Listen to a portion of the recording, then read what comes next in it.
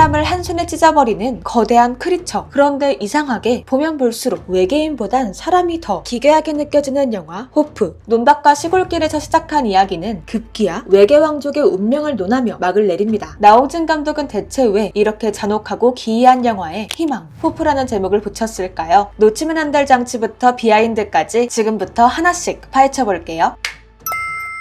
나홍진 감독의 신작이라고 하면 일단 마음의 준비부터 하시는 분들이 계실 겁니다. 추격자, 황해, 곡성까지 사람 멘탈을 탈탈 털어놓고 영화가 끝난 뒤에도 그래서 대체 이게 뭔데? 장면마다 온갖 상징 가득 심어두는 감독으로 유명하시니까요. 하지만 이번 영화 호프는 그런 거 없습니다. 굉장히 직관적인 작품이죠. 정체불명의 존재가 외딴 마을을 공격하고 총을 든 사람들이 그 존재를 쫓다가 사냥꾼이 사냥감으로 전환되어 버리는 이야기. 영화의 대부분이 굉장히 본능적인 액션으로 채워져 있고 큰 화면, 강한 사운드로 즐겨야 본전을 뽑는 여름 극장용 오락 블록버스터에 가깝습니다. 초반부를 제외하면요. 영화가 시작하자마자 사건이 벌어집니다. 기란복판에 죽어있냐 저거? 처음엔 소가 죽어있고 이후 처참히 찢긴 사람의 조각이 발견되죠. 그런데 대체 무엇이 마을을 이 지경으로 만들었는지는 좀처럼 보여주지 않습니다. 피로 젖은 쑥대밭이 된 마을. 정작 이 끔찍한 일을 벌인 존재는 화면 밖에 숨어있죠. 어둡고 적막한 건물 안. 어딘가에서 들려오는 소리. 바람을 타고 코 속을 후비는 기묘한 비린내까지. 영화는 무언가가 남긴 흔적만으로 보는 이의 공포를 점점 부풀려갑니다. 45분에 가까운 이 구간을 황정민 배우 혼자만의 힘으로 채우는 연기 차력수를 만날 수 있죠. 물론 리얼리티 넘치는 세트, 터질 듯한 긴장감을 그대로 농축해낸 촬영이 이미 압도적이긴 합니다. 이후 마침내 범석이 크리처와 마주한 순간 영화는 갑자기 기어를 바꾸죠. 피냄새 진동하던 나홍진표 스릴러에서 총알과 자동차, 괴물이 폭주하는 할리우드 블록버스터의 쾌감을 느낄 수 있습니다. 보통 덩치가 큰 괴물은 다소 움직임이 묵직하기 마련인데 크리처의 상상 초월 속도가 관객을 공포에 몰아넣고 이 시퀀스의 엔딩 역시 그 이상의 충격을 남기죠. 극장에서만 체험할 수 있는 몰입, 그 흥분을 만들겠다는 생각을 최우선에 뒀다는 나홍진 감독. 그 목표를 확실히 채운 작품인데 그 방식이 마냥 매끈하지만은 않습니다. 왜냐면요. 낡은 농가와 트럭, 시골길이 등장하는 화면에 고전 할리우드 대작스러운 음악이 흐르고 조인성은 마치 말을 타고 달리는 서부극의 총잡이처럼 등장하죠. 외계인이 등장한 이후 영화는 갑자기 비디오 게임스러운 크리처 액션으로 변하고 마지막엔 외계왕족과 함선의 비극이 충돌하는 스페이스 오페라로 뻗어나갑니다. 한국 시골 개소물과 서부극, 컬트 코미디, 액션 게임, 할리우드 블록버스터와 SF 우주왕실 비극까지 서로 다른 장르와 시대의 문법을 일부러 한 곳에 충돌시킨 호프. 둘, 셋. 개새끼 그럴 줄 알았다. 끔찍한 장면 뒤에 실없는 농담이 붙고 긴장해야 할 장면 뒤론 뜬금없이 긴 대화가 이어지는 등 엇박자와 삑사리의 미학이 러닝타임 내내 이어지는데요. 이 비틀린 조합을 작품만의 개성으로 받아들인다면 호프는 이제껏 어디에서도 본 적 없는 한국형 SF로 느껴집니다. 하지만 반대로 몰입감을 중시하는 관객에겐 이 삐걱거림이 집중을 깨트리는 방해 요소로 느껴질 수도 있겠죠. 때문에 호불호, 취향 제대로 타는 영화라는 리뷰가 계속되고 있는데요. 제겐 이 지점이 굉장히 신선하게 다가와서 호에 가까웠습니다. 그럼에도 불구하고 이상하게 느껴지는 지점이 있었는데 바로 극의 흐름을 뚝뚝 끊어먹는 대사였습니다. 크리처가 달려오고 총알이 날아다니는 상황에서 호프의 인물들은 이런 말을 합니다. 아무리 괴물이라도 그럴 순 없는 거예요. 그 외에 오빠 정말 멋져. 너 정말 사람 잘못 건드렸어. 셀 수 없는 씨발 등이 있죠. 연기 톤도 꽤 과장되어 있고 자연스럽다기보다는 문어체 그 자체를 읊는 느낌? 인물들이 상황에 맞지 않는 헛소리도 자주 하는 편이죠. 사느냐 죽느냐 목숨줄이 코앞인데 대사가 만들어내는 호흡이 현실과 살짝 엇나가 있습니다. 이 부분 어쩌면 나홍진 감독이 설계한 극의 구조를 관객이 제대로 따라갈 수 있게 만드는 의도적인 선택이 아니었을까 싶었는데요. 우리에게 익숙한 크리처 재난물을 떠올려 볼까요? 괴물, 구산행 등 보통의 관객은 인간의 존재에게 주인공들이 당할까봐 가슴 졸이며 보는 긴장감이 쏠쏠한 작품의 문법에 익숙한 편인데요. 호프에선 그 몰입감이 덜하다고 느껴졌습니다. 물론 캐릭터 모두의 개성이 펄떡펄떡 살아 숨쉬긴 합니다만 인물들에게 위협을 가하는 크리처들을 쳐보셔야 한다라는 생각보단 한 발짝 물러나 인간 대 외계인 이 기묘한 사태 전체를 큰 그림으로 보게 되는 작품이랄까요? 상황과 어긋난 농담, 진실과 허구 사이를 오가는 뜬구름 잡는 진술들 이런 게 반복되면서 관객은 극의 리듬에서 튕겨져 나가 캐릭터에 이입하기보다 우화 속 전형적인 타입별 인간상으로 그들을 마주하게 됩니다. 누군가는 인간의 정의감을, 누군가는 인간의 잔인함을 보여주는데 여기서 유일하게 연극과장 톤을 벗어나 가장 자연스러운 톤으로 연기하던 인물이 있었으니 바로 범석이었죠. 감독은 왜 범석만 다르게 그려냈을까요?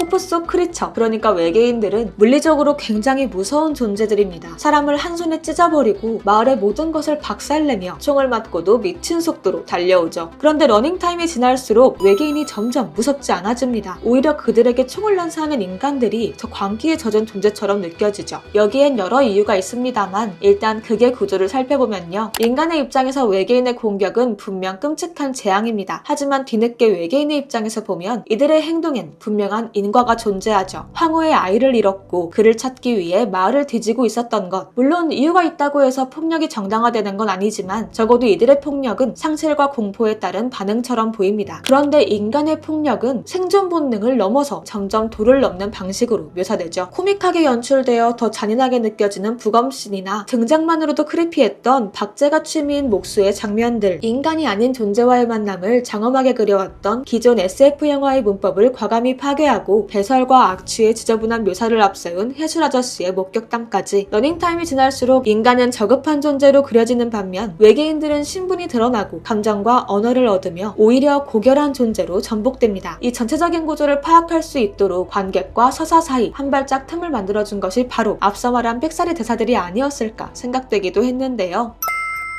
인간과 외계인 모두가 서로가 적이라는 자신이 믿는 답을 이미 정해두고 그 답을 향해 곧장 달려가는 이 우화 같은 세계 안에서 유일하게 한쪽 사이드에 머물지 않는 인물이 있습니다. 바로 범석이죠. 다리를 잃고 도망치던 외계인과 범석이 눈을 마주치던 장면. 이 순간 관객은 처음으로 외계인의 공포와 고통을 상상하게 되고 범석도 크리처를 더 이상 단순한 괴물로 보지 않게 됩니다. 그 씬 이후 범석은 인간의 편에도 외계인의 편에도 완전히 설 수 없게 된 관객이 가장 가까이 이입할 수 있는 인물이 되죠. 영화의 모든 캐릭터들이 각자의 확신에 따라 움직이며 계속해서 폭력과 비극을 만들어내는 동안 범석만은 그 중심에서 어떤 답도 쉽게 확신하지 못합니다. 끝까지 감정이 이상하다며 혼란스러워하고 자신이 믿어왔던 답을 의심하죠. 그 흔들림을 통해 영화의 관점 역시 인간에서 외계인으로 명확한 가해자와 피해자의 구도에서 복잡한 회색지대로 옮겨가는데, 그런 의미에서 범석은 감독의 시선을 가장 직접적으로 투영하는 동시에 호프의 관점을 전환시키는 핵심 인물이라고 볼 수 있겠죠. 때문에 과장된 연극 톤의 대사를 읊는 캐릭터들 사이 때때로 굉장히 황정민스러운 자연스러움이 살아있는 유일한 캐릭터가 될 수 있었던 거고요.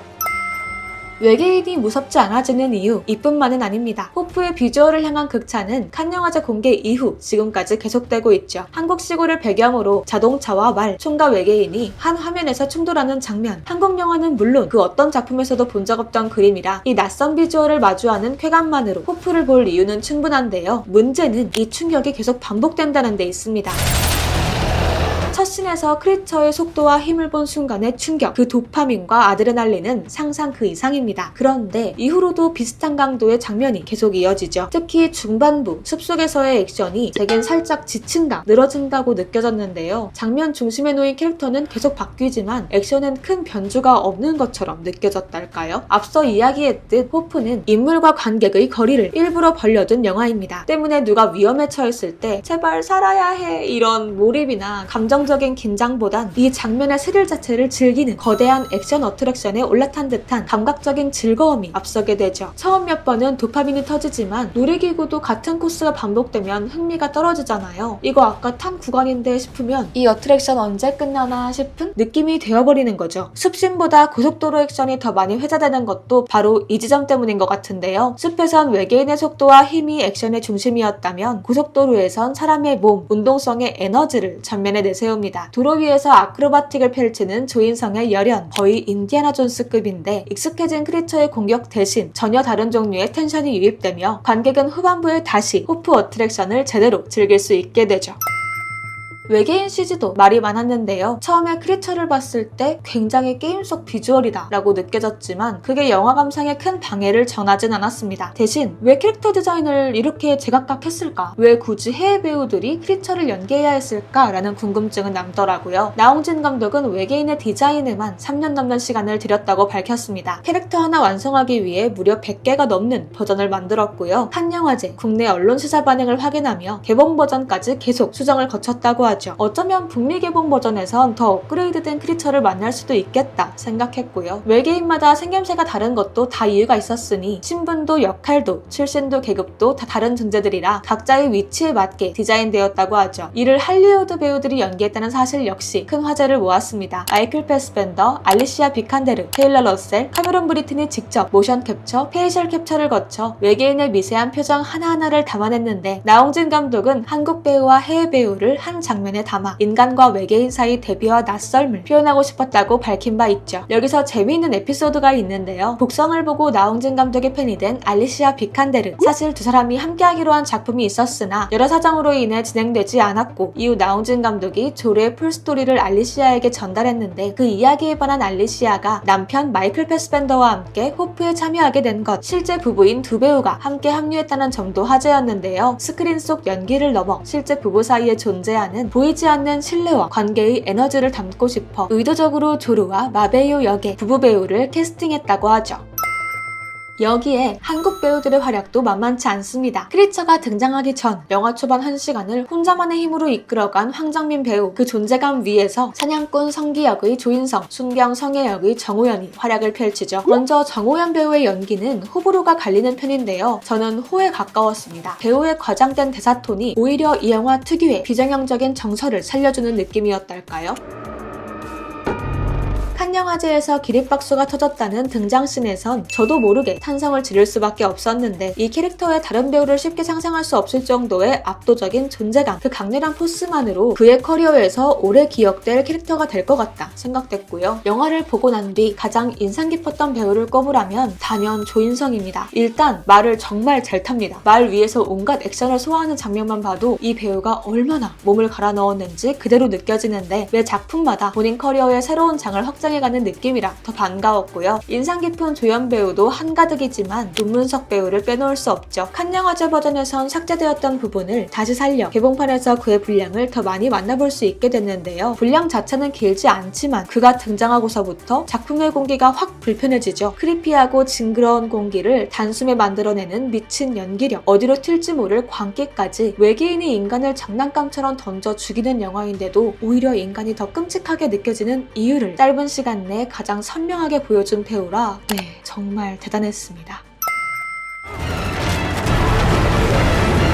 음악 이야기도 안 할 수 없는데요. 한국 농촌 풍경과 고전 할리우드스러운 스코어가 만나 호프만의 독특한 질감을 완성하는데 큰 몫을 했다는 것. 겟아웃, 어스, 노블 작업한 마이클 아벨스가 음악 감독으로 참여했는데요. 섭외 비하인드가 꽤 재밌습니다. 나홍진 감독이 현장에서 편집하며 이런저런 음악을 계속 넣어봤는데 어느 순간 보니 쓰고 있는 곡 대부분이 마이클 아벨스의 음악이었던 것. 바로 제작진에게 이분을 직접 모셔와달라 부탁했다고 하죠.